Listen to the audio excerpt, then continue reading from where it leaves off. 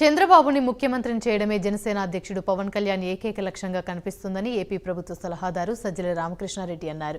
పొత్తు గురించి తెలియదు, సీట్లెన్నిస్తారో తెలియదు, ముఖ్యమంత్రి ఎవరో పవన్ కళ్యాణ్కి తెలియదని సజ్జల విమర్శించారు. చంద్రబాబుని ముఖ్యమంత్రి చేయడానికి ప్రత్యేకంగా పవన్ కళ్యాణ్కి పార్టీ ఎందుకని సజ్జల ప్రశ్నించారు.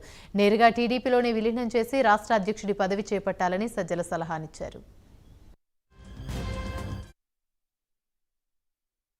ఏం చేయాలనో అర్థం కాక నీకు అసలు నీ పొత్తు గురించే నీకు తెలియదు. అసలు పవన్ కళ్యాణ్కి ఎన్ని సీట్లు ఇస్తున్నావో తెలియదు, ముఖ్యమంత్రి ఎవరో తెలియదు.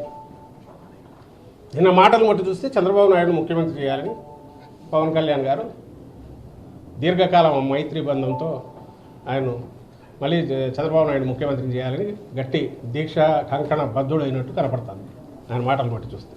కొన్ని అదన్నా చెప్పొచ్చుగా. ఆ సంబంధానికి పార్టీ ఎందుకు? ఈయన జాతీయ అధ్యక్షుడు అయితే రాష్ట్ర అధ్యక్షుడు పవన్ కళ్యాణ్ పెట్టచ్చు తెలుగుదేశం పార్టీకి. ఎందుకు అట్లా అప్పీల్ చేయలేకుండా ఉన్నారు? చంద్రబాబు నాయుడు నాయకత్వం మీద పవన్ కళ్యాణ్ విశ్వాసం ఉంటే ఆ పార్టీ తెలుగుదేశం పార్టీ రాష్ట్ర అధ్యక్షుడిగా బాధ్యత చేపట్టి అప్పీల్ చేయొచ్చుగా జనానికి. ఇదిగో ఇక్కడ ఒక నాయకుడు ఉన్నాడు, ఈ పార్టీకి మొత్తం వేయండి, ఓటు చీల్చడం నాకు ఇష్టం లేదు కాబట్టి తెలుగుదేశం పార్టీకి ఓటు అనేది నేరుగా పార్టీలో కలపచ్చుగా. ఎవరిని మోసం చేయడానికి పవన్ కళ్యాణ్ ఒక వేరే పార్టీ కింద చూపడం, ఆయన ఒక ఇండిపెండెంట్ దీని కింద చూపడం, ఇవన్నీ ఏమున్నాయో అవన్నీ కూడా నేను ఆ స్టేజ్ మీద జరిగిన వాళ్ళ వాలకం చూసినా, వాళ్ళ మాటలు చూసినా, వాళ్ళ తడబాటు చూసినా ఇదే కనపడుతుంది. అంటే ఆన్సర్ ఇచ్చుకోవడానికి ఏం లేదు.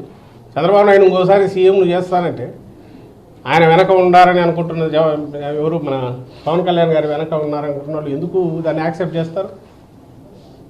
దానికి నిన్ను ఎత్తుకొని నీ మీద మళ్ళీ ఇంకోటి మోయడం ఎందుకు అనుకోరు? అదిలో చంద్రబాబు నాయుడు గారా ఆయన కొడుకు ఎవరవుతారో తెలియదు. సో ఈ క్వశ్చన్స్ వాళ్ళకు వస్తాయిగా. అది ఇంప్రెస్ చేయలేకనే నిన్న ఈ మైత్రి బంధం కొనసాగాల లేదా